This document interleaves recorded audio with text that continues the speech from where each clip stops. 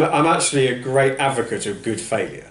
And I think a huge problem in Christian churches is that we have a totally inadequate theology of failure because we've bought into a misshapen view of excellence.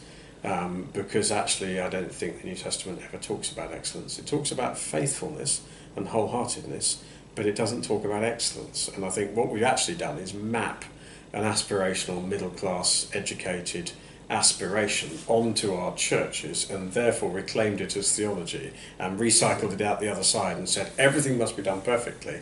And actually it's the most disempowering nonsense you ever did come across, because what is it? It works really well for middle-class aspirational people who would have done it anyway. They'd have put their kids into the best schools anyway. They'd have done that anyway. They'll have a lovely, squeaky clean, smooth running church operation anyway. They don't need a misshapen theology to back it up. I'm slightly more keen on the fact we follow a Saviour who apparently failed in his earthly ministry, got nailed to a cross.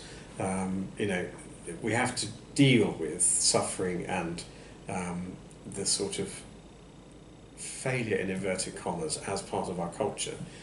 Therein, I think actually a whole lot of people would find a whole lot of hope and a whole lot of reality, and actually a whole lot of encouragement to have a go at ministry, because I don't have to be perfect.